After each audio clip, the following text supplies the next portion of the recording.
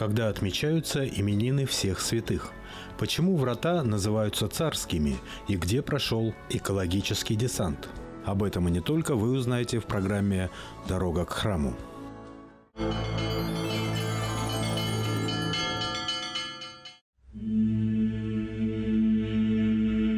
Сколько всего святых в христианстве неизвестно. Жития и описания святых не вмещаются в самые толстые тома. Мы никогда не узнаем о мучениках первых веков христианской церкви, разорванных дикими зверями на арене цирка за веру в Христа. Сокрытыми от нас останутся имена подвижников и монахов, живших в удалении и горячо молившихся за мир. Не счесть имен верующих, расстрелянных в годы безбожия в лагерях. И именно в память этих неизвестных мучеников в первое воскресенье после Дня Святой Троицы православная церковь празднует День всех святых. День всех святых от века Богу просиявших говорит нам по своему содержанию о тех плодах, которые каждый человек должен принести, приняв Духа Святаго в таинстве крещения и освящаясь в течение всей своей жизни в таинствах церковных. Плод этот является святостью. И одновременно святость православия, православной церкви является лучшим доказательством истинности и самого содержания православного вероучения, православного пути. Первые упоминания об этом празднике появились в IV веке. В своей проповеди святой Иоанн Златоуст прославляет всех святых по всему миру пострадавших и указывает об особенном дне их почитания. Также об этом празднике упоминает в своих песнопениях и преподобный Ефрем Сирин. Примерно в V веке празднование в честь всех святых стали совершать в первое воскресенье после Троицы. Позже этот праздник был официально закреплен церковью за этой датой. Святые, которых упоминается церковь поименно, они входят в святцы. Но есть еще, наверное, еще большее количество людей, которые не были распознаны людьми как святыми, но которых Бог ведает как святых. И церковь, исповедуя этот факт, установила праздник всех святых от века Богу посияших, то есть людей, которые канонизированы, и которые канонизированы этим праздником фактически. То есть праздник всех святых от века Богу посияших фактически канонизирует безымянных святых. День всех святых празднуется сразу после Троицы не случайно. Ведь Троица считается днем рождения Церкви, и, подобно маленькому ростку, посаженному в землю, она расцвела в лице святых мучеников и исповедников, преподобных, святителей и юродивых. Говоря о святости, мы должны вспомнить с вами еще и Ветхий Завет. Господь говорит в одной из книг, в книге Левит, Он так говорит: «Я Господь Бог твой, будьте святы, ибо я свят». Так что же такое святость? Мы знаем, что Бог свят особой святостью, недоступной для людей. Святость – одно из свойств Божиих. То есть это то, что говорит о Нем как о существе не от нашего мира, о том существе, которое живет превыше всех грехов, страстей и всех треволнений нашей жизни. Но это все относится к Богу. И действительно, в Ветхом Завете слово «святой» по-древнееврейски «кадош», то, что мы переводим на русский язык как «святой», буквально обозначает еще и «отделенный», «огражденный». Тот, кому не присущи все страсти повседневной нашей жизни. Святыми не рождаются, ими становятся постепенно, терпеливо, но с большим желанием и возрастающей благодарностью. Святыми становятся, развивая в себе таланты любви и верности Богу. В Новом Завете апостол Павел говорит удивительные слова. Он обращается к христианам, называя всех нас царственным родом, избранным священством. И всех христиан называет святыми. Но христианскую церковь составляли ведь не только прославленные угодники Божии. Это были живые люди со своими бедами, скорбями и даже с какими-то греховными привычками. но ко всем им апостол Павел обращается как к святым. То есть это те люди, которые избраны быть отделенными от прочих людей. Конечно, не в физическом плане, а в плане духовном. В духовном возрастании каждый христианин призван к святости, выделиться из среды этого мира. В Евангелии Иисус Христос говорит о том, что Он принес в мир меч и разделение. Конечно, разделение имеется в виду вот то самое – разделение на святых и на простых. И каждый из нас призван быть соучастниками вот той церкви, где царствуют именно святые. И все мы призваны к святости. Жизнь некоторых из почитаемых в православной церкви далеко не во всех аспектах может служить примером для подражания. И почитаются они не столько за свою высокую нравственность, аскетический образ жизни или личное благочестие, сколько за ту выдающуюся роль, которую они сыграли в истории церкви. Вот святые, почему их так много у нас? Потому что это для нас хотя бы какой-то пример, что мы можем это сделать, быть такими же, как они. Разве они были всю свою жизнь святые и всю жизнь прожили свою без греха? Нет. И они тоже грешили. Но нашли себе силы обратиться к Богу, осознать, посмотреть себя, увидеть в себе вот эту нечистоту.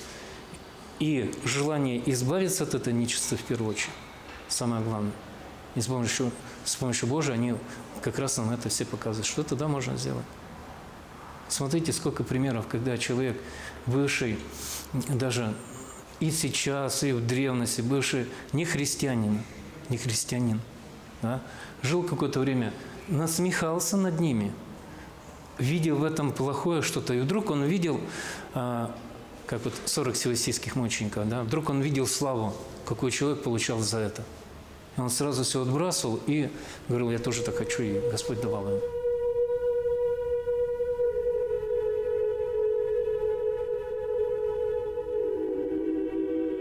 Для православного христианина святые не только посредники между ним и Богом, сколько живые носители истинного христианства, чья жизнь служит высоким нравственным примером. Кроме того, Церковь верит, что святые не умирают, но продолжают жить в Церкви, а именно этой верой в их живое присутствие оправдано молитвенное обращение к ним. Часто спрашивают, а как же достигать святости? Особенно в святоотеческих творениях много говорится о том, как правильно жить, для того, чтобы и нам становиться похожими на святых, приближаться к святости. И у отцов церкви мы находим такие выражения, что святой человек – это тот, кто становится способным очистить себя от страстей, от грехов, для того, чтобы через него начал сиять сам Господь.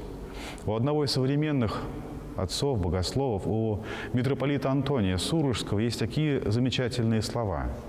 Он говорит, что святой – это тот, через которого начинает как бы сиять сам Бог. Он говорит, что, скорее всего, святые даже чудес не творили. Они сами были чудом.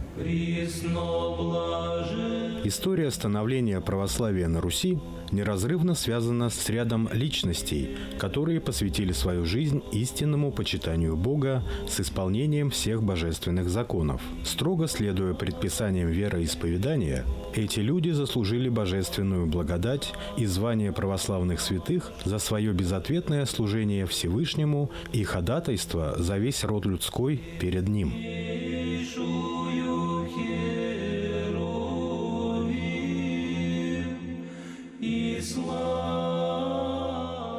В православной традиции мы изображаем на иконах Спасителя, Божию Матерь и прочих святых. Эта традиция довольно древняя. Мы знаем, что первая икона была написана еще апостолом-евангелистом Лукой, когда он изобразил Божию Матерь и получил благословение от нее, одобрение. Она сказала, что благодать моя будет пребывать и сим образом. То есть традиция восходит к самим апостолам, и до сегодняшнего дня на иконах мы изображаем святых. И интересно отметить, что православная икона очень четко отмечает вот эти грани святости. изображается святой, и если икона каноническая, на нем изображаются так называемые пробелы. Такие белые черточки, белые места. Это и обозначает то, что святой помогает нам не своей силой, а через него сияет Господь. Обязательно на иконах мы видим нимб. Это тоже сияние славы, сияние и присутствие божества с этим человеком. В честь святых строятся храмы и составляются богослужебные песнопения. Дни их памяти становятся церковными праздниками. Но прославление святых имеет и нравственный смысл. Христиане призваны подражать жизни и подвигам святых.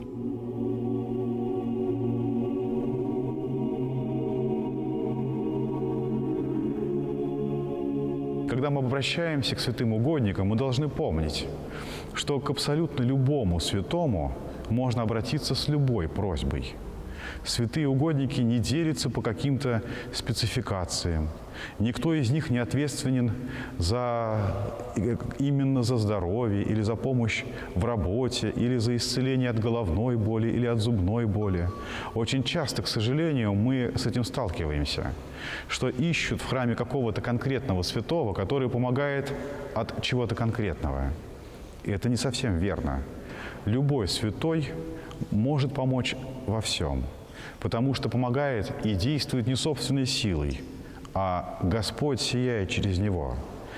Поэтому часто мы и советуем, что обращаться за любой помощью можно к тому святому, который вам близок, который вам понятен, которому вы доверяете, и чей жизненный путь чем-то привлекает вас. Поэтому, прежде всего, молитва, обращенная к святому, это молитва, обращенная к Богу, с призыванием угодника Божия быть нашим помощником и также вместе с нами и спросить об этой помощи у Бога.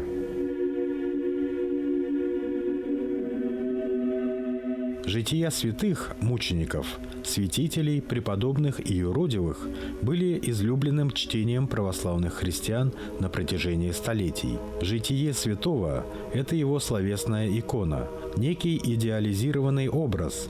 Оно почти всегда пишется в соответствии с каноном, за пределы которого автор позволяет себе выйти лишь в исключительных случаях. Можно сказать, что в церкви каждый святой проживает как бы три жизни. Одна – его реальная жизнь, очерченная определенными временными и географическими пределами. Другая – его житие. И третья – это посмертная жизнь святого, то есть его жизнь в многовековом опыте церкви, включающем различные чудеса, исцеления и случаи помощи этого святого людям.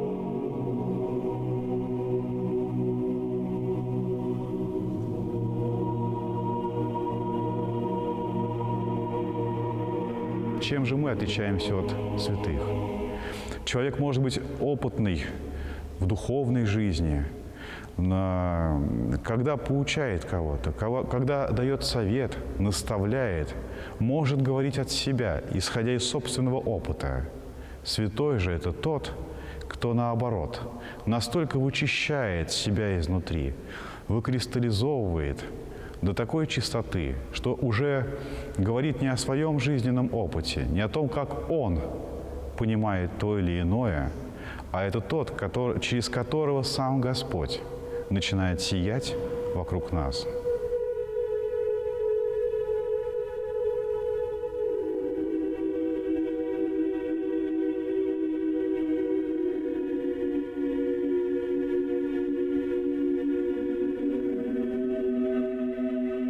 Святые в церкви – образцы правильной христианской жизни. Равняясь на них, используя их опыт, их молитвы, поучения и книги, мы можем правильно совершать свой духовный путь. Но одновременно с этим они и помощники на этом пути. Своими молитвами к Богу, своей любовью, которую они приобрели в результате правильного христианского подвига, они поддерживают нас, и этот факт неоспорим. Многовековой духовный опыт церкви 1000 раз подтверждал его.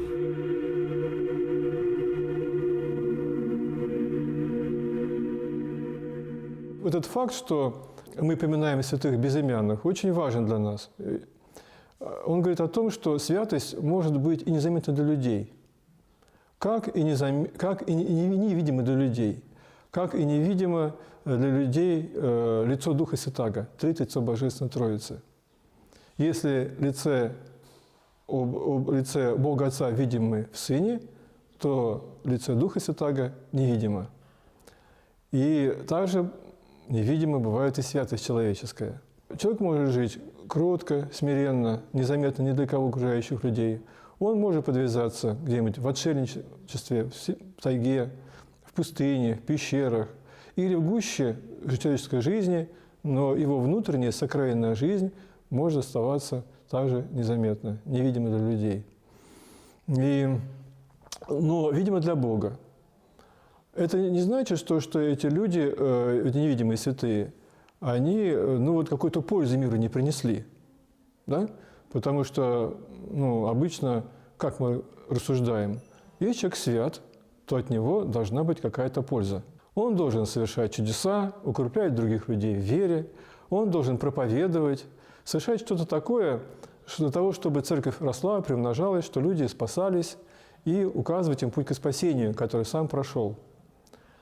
Но действие Божьей благодати, Духа Святаго, оно не ограничивается лишь внешними проявлениями, как чудесами, добрыми делами, проповедями или трудами богословскими. Оно гораздо тоньше и таинственнее. И Господь на это указывает слова самого Спасителя. «Вы – соль земли, вы – свет миру». Само присутствие человека верующего, святого, имеется в виду, незримое, молчаливое и никак внешне проявляющее действие в мире оказывает таинственное влияние на этот мир, создает такую невидимую благодатную атмосферу, которая и так или иначе влияет на окружающих людей, располагает к чему-то, не определяет их поведение, но располагает к действиям праведным, чистым, высоким и прочее.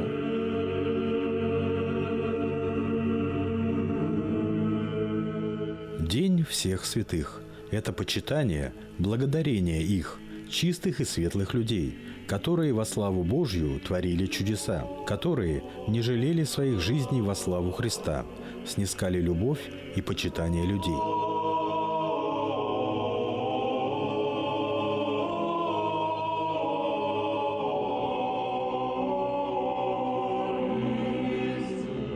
Одновременно, конечно, для нас, каждого из нас, этот день является еще одним днем именин. Днем поминовения памяти тех небесных покровителей, имена которых мы носим. В этот день, конечно, мы поздравляем друг друга с именинами, и благодарим Бога за то, что Он сотворил такую великую милость для человека, от Отца послал Духа Святаго, с тем, чтобы каждый человек смог быть его сыном по духу, по благодати, стать как бы братом его, другом Христовым стать. И в таком таинственном, сокровенном смысле, в духовном смысле. Мы все находимся под чьей-то защитой и покровительством. Каждый человек при крещении получил имя в честь какого-то святого. Очень полезно прочитать о своем покровителе, о том, как он жил, почему стал святым. Возможно, его пример поможет нам хоть немного стать похожим на него, исправить свою жизнь и научиться жить так, как это делал ваш святой покровитель.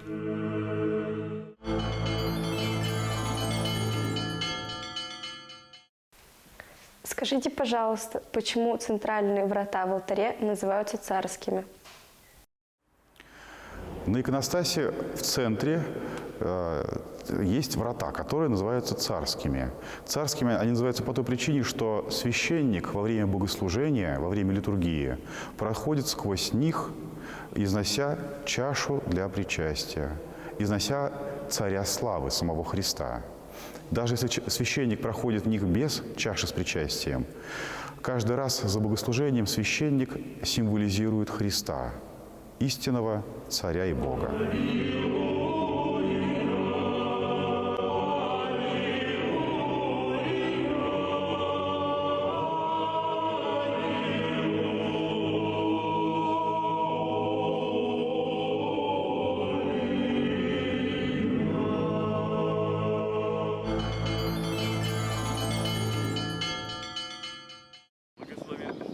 В Салаватской епархии в 6-й раз был организован экологический молодежный десант.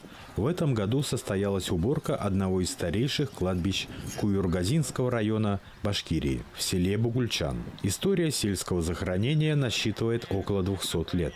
На кладбище похоронено более 35 участников Великой Отечественной войны. Перед началом мероприятия архимандрит Николай совершил заупокойную литию на кладбище.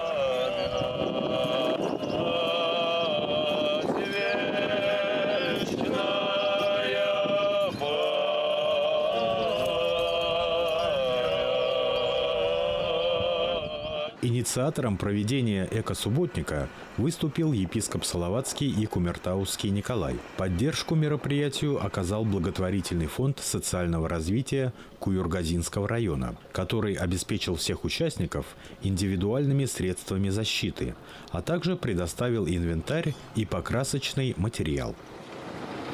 Мы с вами сейчас наведем порядки на могилах ветеранов Великой Отечественной войны, конечно, и в первую очередь. Покосившиеся оградки уберем. Мы тут помогли и техникой, и организационно. Вам хочу сказать огромное спасибо за то, что вы здесь собрались, за то, что сделаем одно большое и доброе дело.